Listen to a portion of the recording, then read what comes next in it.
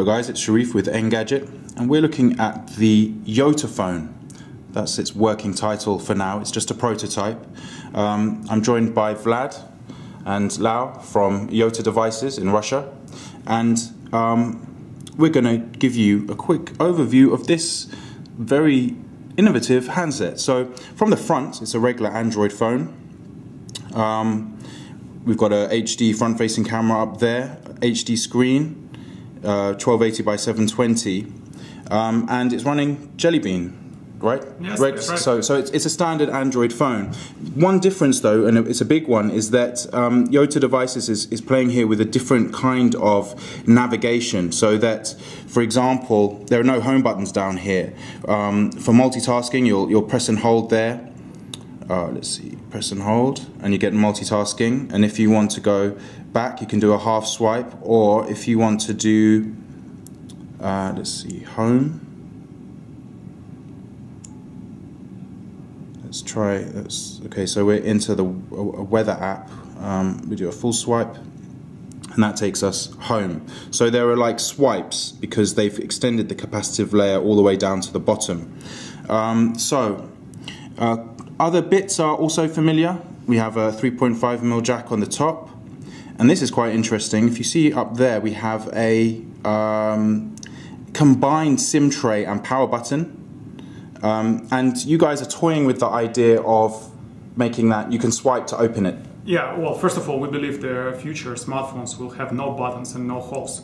So we are making first steps to basically reach this vision. Okay, so it doesn't work yet. It may be in the final version, the ability to swipe and open the SIM tray. But for now, it's a combined SIM tray and power button. Not much on this side except a magnetic charge point, which is likely to go, and then sort of lots of seams and stuff around the edge. Slightly unsightly, but this is just a prototype, and that should all go. Anyway, what makes this interesting, of course, is when you flip it round, which reveals the 12 megapixel camera at the bottom. Yes, 12 megapixels. But also this 200, for now, 200 DPI e-ink screen, which could be improved by the time this is ready in Q3. And this is all about displaying information permanently or for a long period of time on the back without draining the battery. And of course, for that to work, we need to be able to send information from the front to the back. And Vlad, you're going to show us how that works exactly, because there are a couple of ways to do it. Yeah, there are several applications we developed, and this is right now represented on a display. As you can see, you can pick up any kind of wallpaper with clocks or without clocks. You can, like, say, let's put this one on the back. So, and this specific picture will pop up on the back screen. Show us that button. So you've on your own apps, the ones that you've either customized or built up from scratch, we have a special button there which just means send to the back. Yeah, this one. Okay, got you. And there is another way that you can make a gesture like this, using two fingers from top down. And that gesture is to mirror. So it's just a mirror. For example, you go to the gallery and pick up the image. So let's see. For example, the boarding pass. You do this gesture, and you see your boarding pass on the back side. Okay, and that works in any app if we try the browser? Yes. Basically, you can mirror like the home page. Let's try that. For example, we pick up this home page, and we do it. Okay, so that's a good start in terms of, let's say you're reading the Amazon Kindle app, or by the way, there is a reader. The Engadget homepage. Yeah, we can open our FB readers, and we can do this. We can put it on the back. And you can put it on the back. And then we can read the book and swipe. Okay, but there's a second layer there, which is if you've sent something to the back, but then to interact with the app, that screen on the back is not capacitive all the way across. It's just the bottom part.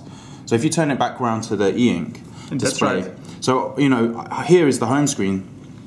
This is Android, but I can't touch here to do anything. The only place that works is this lower part. Well, there are several reasons why we did this way. We did, first of all, a lot of research in terms of user experience. If it's touch, it's consume more power. And one of the key features, unique features, you can substantially increase the time you use the phone when you're reading, when you get notifications, or you do a lot of stuff with electronic paper display on the back. So if we do a full touch, that's not so substantial. So the second reason is you do a lot of readings. You want to have the screen kind of open for reading. So if you use the full touch, it's not always is the best user experience. With this FB reader, you've figured out you page swipe, so I can swipe. You can also pick up applications if you do a long click like this, and you can pick up different applications for the back screen. Again, this is the different purpose. The second, the electronic paper display, it's not just a copy of the main display. It's provide you with completely new user experience. It serves a different purpose. It addresses different challenges, the way users interact with a smartphone. But I'm getting at something very specific. I read a lot of ebooks. I use the Kindle app to read ebooks. So, that's one of the things that really makes me interested in this as a concept. But what I'm saying is, if I've sent the Kindle to the back screen, to the e-ink screen, can I turn the page? Yes, you can. Well, how does that work if it's not capacitive? Well, you will can. First of all, it's the first prototype. We're still playing with the software. And there is different scenarios how it will be at the end product. So we will try our best to make sure that the end product it will be like you described for the Kindle. Okay. So you're going to find a way to make sure that even without you tweaking the apps individually, that if I was, for example, to load up Kindle here, send it to the back, that you would be able to make this a page swipe on the Kindle without having to work, without having to customize the app, or it would just be the regular. Exactly. Okay, and that's something you guys are really going to make happen by the time this launches. Exactly. And this will be out in Russia in, towards the second half of next year. Yes, it will be introduced in Russia in Q3 next year, and then internationally with the larger operators in Q4 next year. And realistically, what are the chances of it coming next year on internationally? It's very realistic. We already work with the main operators on our other products, which are LTE modems and routers, and we're already in a dialogue with this operator. And obviously this is a very interesting product for the operators. And by the way, it's a huge differentiation for operators. If you go today to any global operator's retail shop, you can see like all kind of devices similar to each other. And I think, our product could really differentiate operator from others. You're promising to make a number of changes by the time this comes to market. We've already said you're going to remove sort of the seam around the edge, change the case. We have the volume rocker over there. But the guts will stay broadly the same. And this has a Snapdragon S4 inside, a dual-core 1.5 gigahertz. And this HD screen, the thing is, by the time we get to that stage of next year, these are good specs for now. But, this won't seem... So you won't be able to market it as like a top-end phone by the time Q3 comes around. You factored all of that in?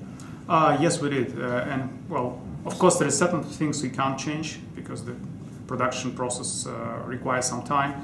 But there are certain things you can change. For example, if Google come up with a new Android, I think it's possible to change and make sure it's the latest and the greatest version. If it's not possible, it's okay. There are some components will be not the latest and the greatest. It all comes down to the price. And again, first and the most important is the whole user experience we create for the electronic paper display.